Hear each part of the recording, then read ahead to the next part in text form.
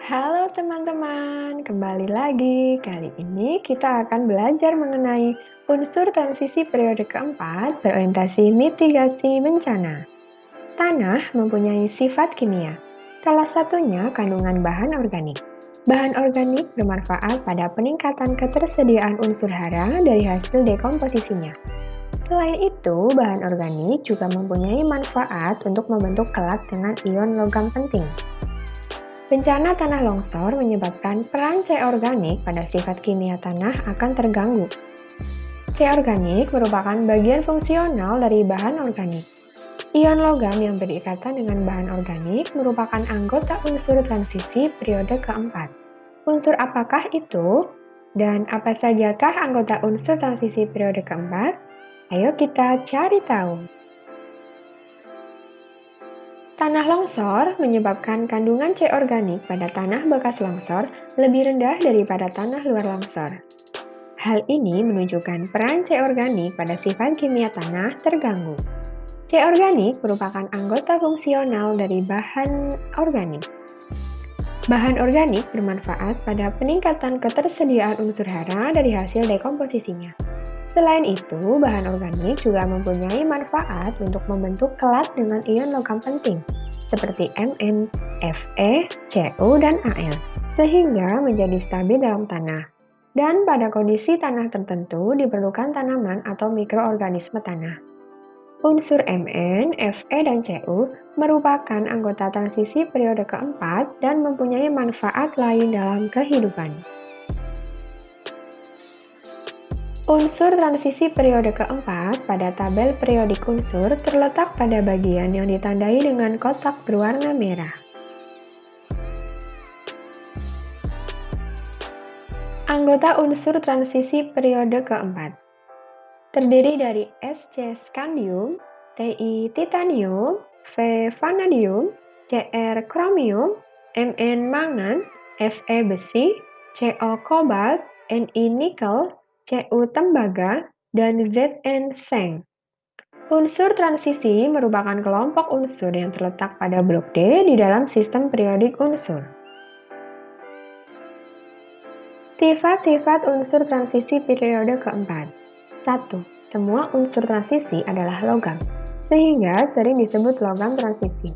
2. Unsur transisi mempunyai sifat khas. Sifat khas unsur transisi tersebut disebabkan oleh konfigurasi elektronnya.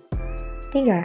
Dalam satu periode dari kiri ke kanan mempunyai energi ionisasi, jari-jari atom, titik leleh, titik didih, dan massa jenis yang tidak terlalu banyak berubah. 4. Mempunyai lebih dari satu bilangan oksidasi. Unsur-unsur transisi periode keempat mempunyai bilangan oksidasi lebih dari satu tingkat, kecuali Sc dan Zn. Variasi bilangan oksidasi dari unsur transisi karena adanya subkulit 3D yang belum terisi penuh. Tingkat energi dari 5 orbital pada subkulit 3D relatif sama, sehingga adanya perubahan pada subkulit 3D menyebabkan tingkat kestabilan yang relatif sama pula. Apabila subkulit 3D mempunyai 6 elektron, maka pada umumnya hanya satu elektron yang dapat dilepaskan. Zn mempunyai elektron subkulit 3D yang tidak dapat dilepaskan sama sekali, sehingga unsur Zn hanya mempunyai satu bilangan oksidasi yaitu +2. 5. Unsur transisi pada umumnya membentuk senyawa dengan warna yang khas. Hal ini berkaitan dengan bilangan oksidasinya. Unsur yang memiliki lebih dari satu bilangan oksidasi dapat membentuk warna yang berbeda untuk setiap ionnya. 6. Mempunyai sifat katalis. Manusia mempunyai enzim sitokrom oksidase yang berperan dalam mengoksidasi makanan dengan bantuan ion Cu2+. Sehingga apabila ion Cu2+ tidak ada, maka tubuh tidak dapat melakukan metabolisme makanan. Logam transisi telah digunakan sebagai katalis pada proses-proses industri. Beberapa katalis unsur transisi dapat dilihat pada tabel berikut ini.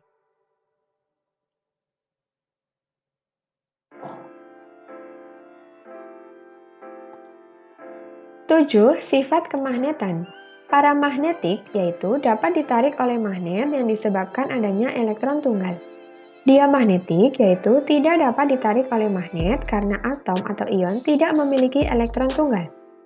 Ferromagnetik yaitu dapat ditarik dengan kuat oleh magnet karena atom atau ion mempunyai banyak elektron tunggal. Ion kompleks. 1. Pengertian ion kompleks. Ion kompleks merupakan ion yang tersusun dari ion pusat atau atom pusat dikelilingi oleh molekul atau ion yang disebut ligan. Lingkaran yang berwarna hijau muda kita anggap sebagai atom pusat, lingkaran yang berwarna hijau tua kita anggap sebagai ligan, lalu antara atom pusat dan ligan terjadi ikatan koordinasi, dan jumlah ikatan koordinasi yang terbentuk dinamakan bilangan koordinasi. Contoh, CuH2O4 2+, atom pusat yaitu Cu2+, ligan yaitu H2O, bilangan koordinasi yaitu 4. Atom pusat berupa atom atau ion yang mempunyai orbital kosong, sehingga dapat ditempati oleh pasangan elektron dari suatu ligan. Unsur transisi mempunyai orbital kosong pada subkulit 3D atau 4D, sehingga dapat menjadi atom pusat atau ion kompleks. Maka Cu di sini sebagai atom pusat. Ligan berupa molekul netral atau anion yang mempunyai pasangan elektron bebas digunakan untuk membentuk ikatan koordinasi dengan atom pusat. Maka di sini H2O sebagai ligan. Tata nama senyawa kompleks. Contoh, CrNH35Cl2+ bernama ion pentaamin monoklorokrom 3. Bagaimana tata caranya? Yuk kita bahas. A. Nama kation atau ion positif disebut lebih dahulu, kemudian diikuti nama anion atau ion negatif, seperti pada penamaan senyawa ion. CrNH35Cl2+ memiliki muatan positif 2+, sehingga kita tulis ion, kemudian nama kation ion positif disebut lebih dahulu. Maka kita tulis amin, kemudian diikuti nama anion atau ion negatif, kita tulis kloro.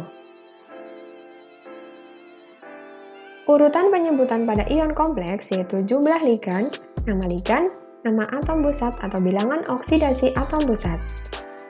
CrNH35Cl2+, NH3 sebagai ligan memiliki jumlah ligan sebanyak 5, sehingga kita tulis ion pentaamin.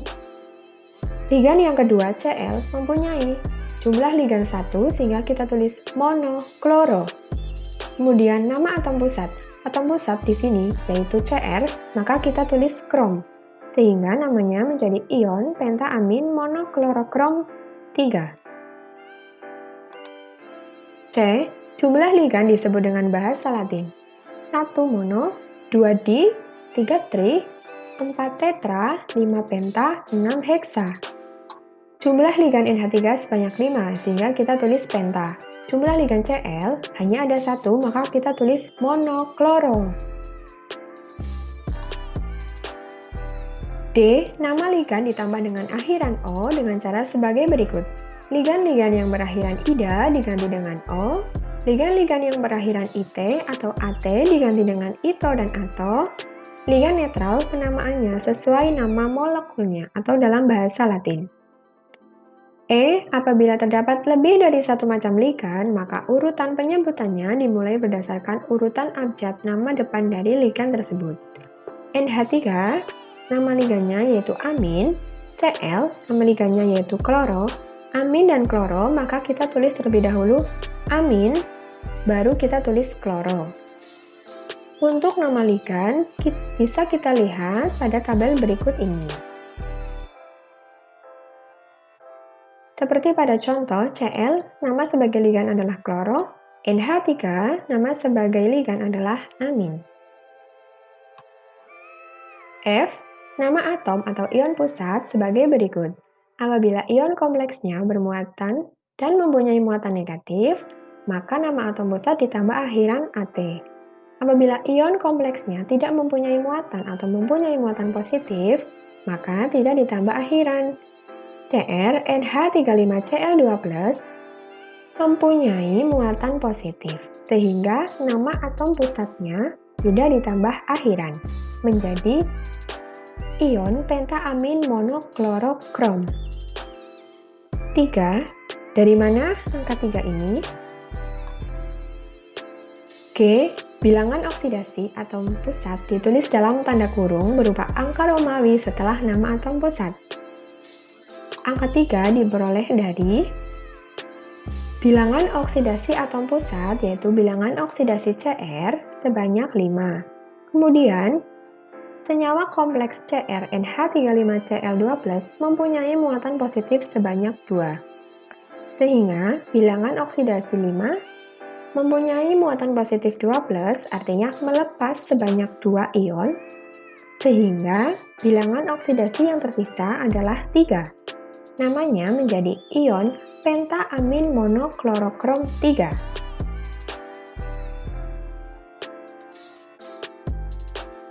Manfaat unsur periode keempat. Unsur transisi periode keempat, yang pertama ada skandium, bermanfaat untuk kerangka pesawat terbang. Titanium, sebagai katalis pada industri plastik. Vanadium, baja vanadium digunakan untuk membuat per mobil. Kromium, sebagai pelating logam-logam lain karena mempunyai sifat keras, berwarna cemerlang, dan tahan terhadap korosi. Mangan, sebagai alon mangan besi atau ferromanganese pada produksi baja. Karena baja yang mengandung mangan tinggi mempunyai sifat sangat keras, kuat, dan tahan gesekan. Besi, untuk alat pertanian. Kobalt, untuk membuat aliko campuran Al, Ni, dan Co yang bersifat magnet sangat kuat. Tembaga, untuk kabel listrik. Nikel, untuk membuat komponen baterai. Zinc, sebagai pelindung produk dari bahan besi. Dampak negatif unsur transisi periode keempat. 1. Cr atau kromium digunakan dalam penyamakan kulit untuk mencegah mengerutnya bahan sewaktu pencucian. Krom memiliki sifat sangat beracun dan menyebabkan kanker. 2.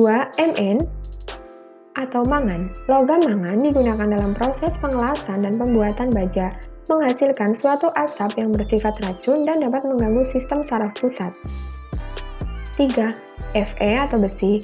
Limbah pada pengolahan logam besi, apabila dibuang ke sungai dapat menyebabkan pertumbuhan fitoplankton yang tidak terkendali, sehingga kadar oksigen dalam air akan turun dan mengganggu pertumbuhan ikan serta hewan air lainnya. 4. Cu atau tembaga. Pasir sisa yang terbuang pada penambangan tembaga masih mengandung logam Cu yang apabila dibuang ke perairan akan membahayakan organisme-organisme di perairan.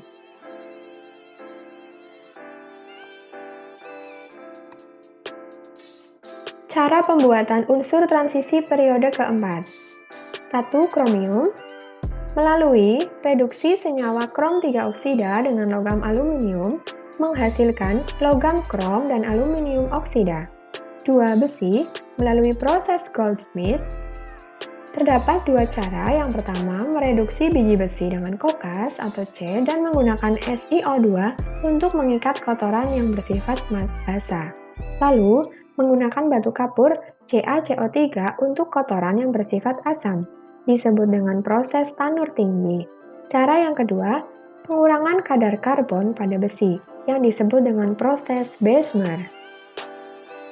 Itulah tadi materi mengenai unsur transisi periode keempat dari orientasi mitigasi bencana. Terima kasih.